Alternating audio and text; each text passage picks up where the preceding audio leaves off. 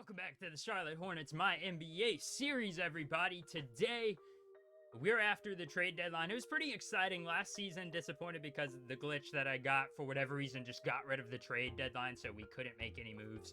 This season, we actually got to make a move. Now, love it or hate it, we brought in Jaden McDaniels. We moved on from longtime Hornet Miles Bridges, and I have a reason for that. I like where this offense is at. At least I did when I made that trade. I'll show you the reason why I don't like the offense as much now, because Brandon Miller tore his MCL and will be out the remainder of the season. But I liked where our offense was at. I feel like we really needed a defensive push. So I made that move. Jaden McDaniels can stretch the floor still. Maybe is not as good attacking the basket, but he's a very good shooter. Very, very good defender. We also traded away Sasha Vezenkov, brought in a young, promising guy in Tristan DeSilva on a one-year prove-it deal. And we also signed Emily Bates there to be that final guy at the end of the bench. Unfortunately, we're in a good spot standings-wise, but we're going to have to do the rest of the season without Brandon Miller, our second-best scorer. So somebody's going to have to step up. Maybe one of the new guys we signed will step up. KCP, as of right now, will be our starting small forward. But it's going to be kind of awkward. We're going to have a lot of smaller players on the court at one time, considering Trey Mann's probably going to come in as the backup small forward. But Tristan DeSilva, 23 years old, a former, I believe he was second-round draft pick in this reality. I think he's got some promise. Saw him sitting in free agency. Figured why not pick him up. We also extended Nick Richards on a cheap 2-year deal. Just, we can trade him if we want.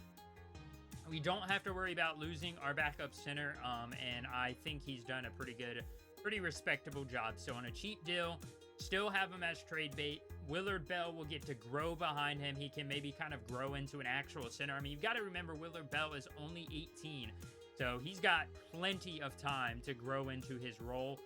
So I'm pretty happy with where this roster is at right now as you see a look around the league. We are going to be taking on the 76ers, who made a big splash at the trade deadline for Brandon Ingram.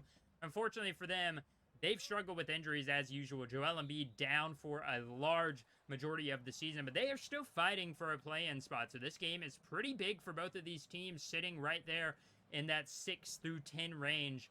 As we're going to see LaMelo trying to get started early. They're going to go to Stephon Castle. Melo trying to get that pick and roll refined as he does a spinning jumper is good. That was a beautiful shot. That pick and roll with LaMelo and Mark Williams is dangerous. So is it with Stephon Castle and Mark Williams, as Williams throws it down over the top of, I believe, Josh Christopher, the starting shooting guard for this 76ers team. But we're going to see Trevor Brazile miss the three. Jalen Smith rebounds. Smith up and past Williams, and it's in and good. Goggles Smith there with the bucket. Now KCP starting for Brandon Miller and hitting a shot early. We need him to play very well in the spot of Brandon Miller. Now, I was thinking about Trey Mann over him, but I just like the defense he brings as Tyrese Maxey responds with a three of his own. Josh Christopher ahead, the newest 76er. Brandon Ingram passes it back to Christopher. They're trying to get it down to Jalen Smith. Surprisingly enough, they think this is a mismatch, and they're wrong. Mark Williams is a very good post defender. KCP, though, ahead of the pack and throwing it down.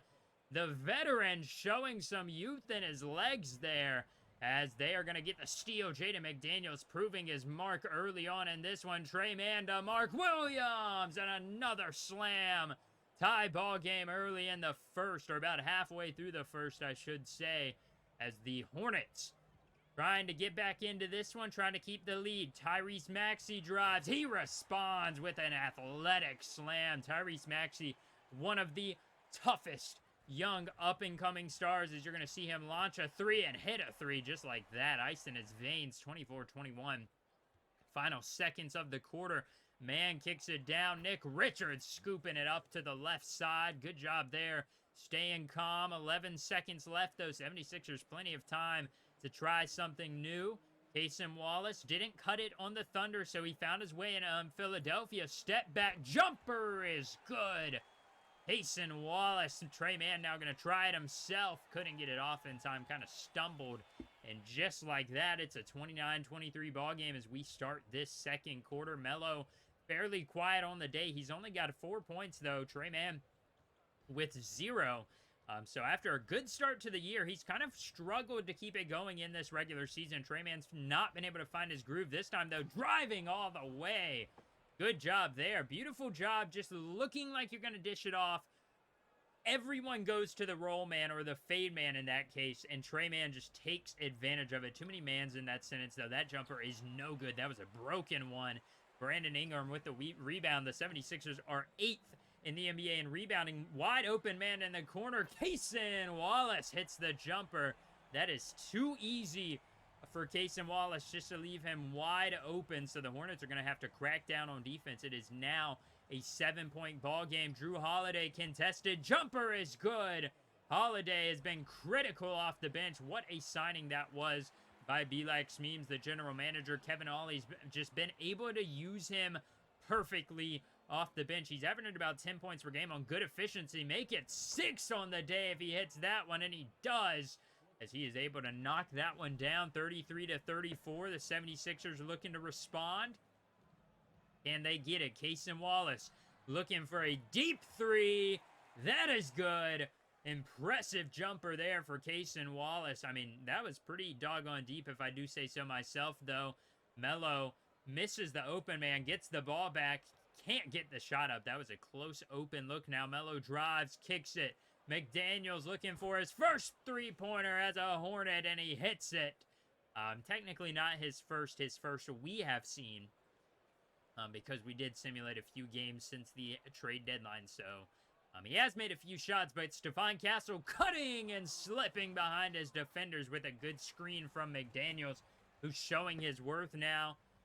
As we see Brandon Ingram trying to get around Drew Holiday. Good defense on by the shorter defender Holiday. He has still got it. Jalen Smith is denied at the rim.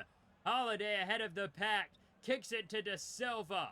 Tristan De Silva trying to make his impact here in his first game as a Hornet, getting some playing time. Holiday, 3, wide open. It's good again. Drew Holiday, 9 in the first half, as he has made this Hornets team right back into this game as we're under a minute now. Tyrese Maxey, easy layup, got behind the defense. You know, it's going to be tough to guard anyone that close to the rim. Now Holiday looking for another one, and it's good. Holiday is on fire from deep. Brandon Ingram didn't even try to contest. He knew that one was going in before he even put his hands up. So now the 76ers do come out and hit another one before half. Tyrese Maxey keeping this lead at 7 as we go into the third. Maxey misses the floater there. Usually he has not missed very often today. So that is a good sight if you're a Hornets fan. Now Castle going to be running the offense, the number 1 overall pick. Having an average season, he's going to go to Melo. Turnaround jumper is good. 12 on the evening for Melo. But he's also got a couple rebounds and a couple of assists. So you know he's making his impact felt as he always does. 56-60. Mark Williams snatches it. Trying to outrun everybody. Not going to be able to do that, unfortunately. So they're going to have to reset now. Dangerous pass. Maxey was in the way. Melo is going to run this offense. He's going to go to KCP. Back to Melo. Driving, kicking, spinning, up and in. Slithery move there by LaMelo. Just like that. This one is down to a 4-point game as the Hornets are getting right back into this one. Make it a 2-point game. LaMelo almost had an open shot. Nick Richards sets the screen. LaMelo off the corner of the backboard.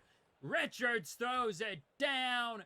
Highlight reel alley-oop for LaMelo and this Lob City Hornets team. What a job there as we see Castle Euroing past Josh Christopher. And a good turn of events as the Hornets take a 5 or 2-point lead. Brandon Ingram, no good from mid-range. Good job by KCP.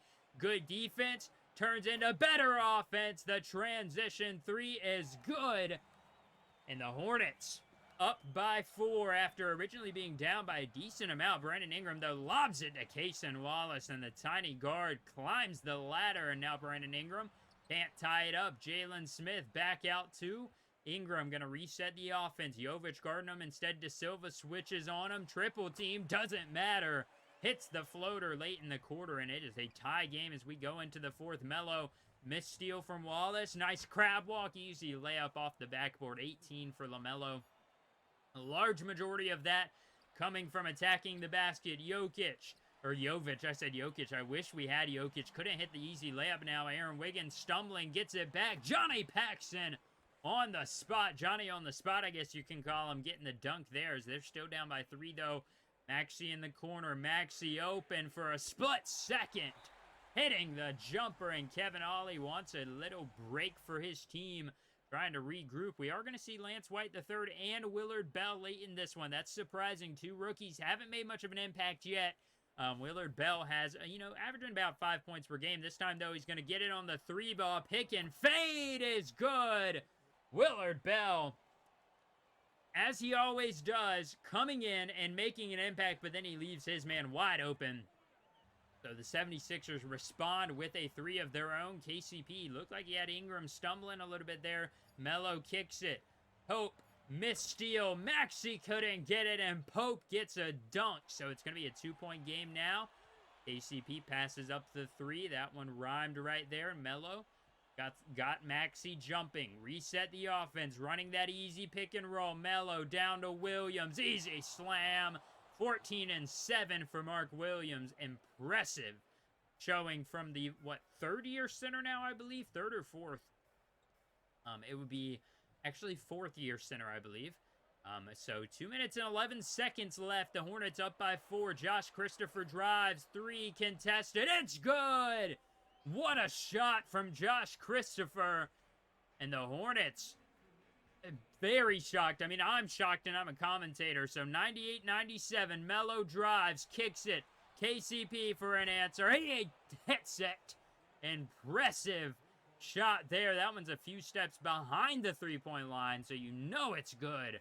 Kentavious Caldwell-Pope has been so good so far this game in place of Brandon Miller. Obviously doesn't replace Brandon Miller as Melo drives. Had a chance to kick it out to Pope again, but he's going to settle for the open slam.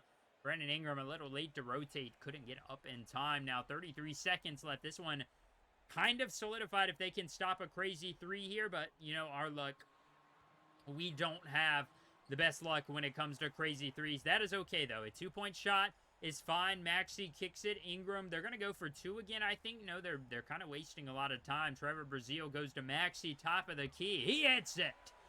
107-102.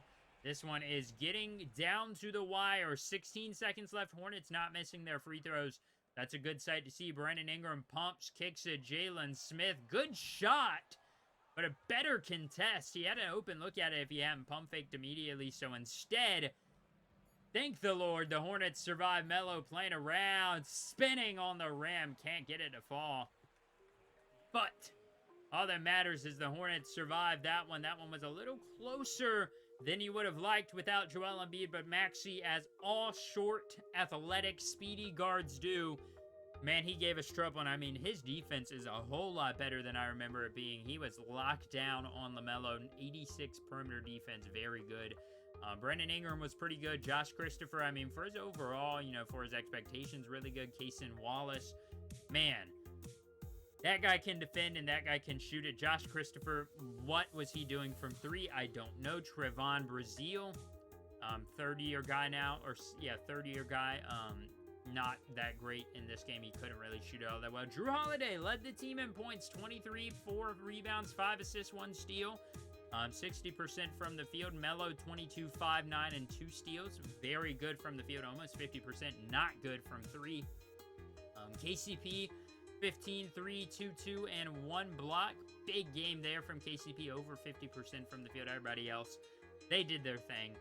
Jaden McDaniels, unfortunately, in his debut for us, 1 of 9 from the field, 1 of 2 from 3. So not very good there on the offensive side of things. But I think he did pretty good defensively now, as we expected. But, I went ahead and simulated a little bit, and we're sitting at 38-30. I think that's a good spot after those games. We obviously won against the 76ers, then we went in and won against them in the very next game we played. So let's see where this, these next few weeks take us, because if we can keep winning, I mean, look at the streak we had going on. We had a 6-game winning streak, I believe, or a 5-game winning streak, and then we lose one.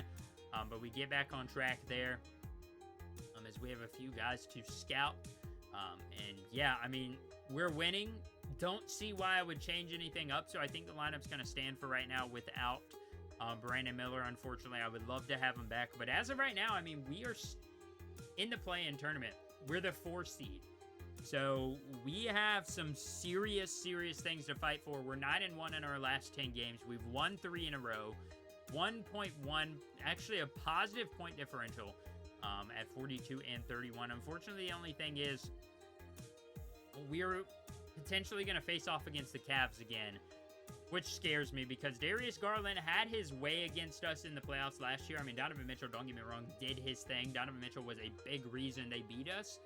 Darius Garland was really good, and now he's going to have, he's going to be the number 1 overall option, and he's going to be tough to beat. But next episode, we're going to take on a young, exciting team we haven't got to play yet against the Orlando Magic, so that should be a pretty exciting episode. That is all, however, for this episode's installment of the Charlotte Hornets MyNBA series. Let me know what you thought about the game. I thought the team performed overall pretty well, but was disappointed in Jaden McDaniels. So let me know what you guys think about that trade. Should I have made it? Should I not have made it? I think it's good in the long run. A little younger. He's on a bigger deal. He's better on defense. So I think there's some positives, definitely some negatives, though, as well. And I'd love to hear your guys' thoughts on that in the comments down below. But as always, hope you all enjoyed this episode, and I will catch you all next time. Have a great rest of your day.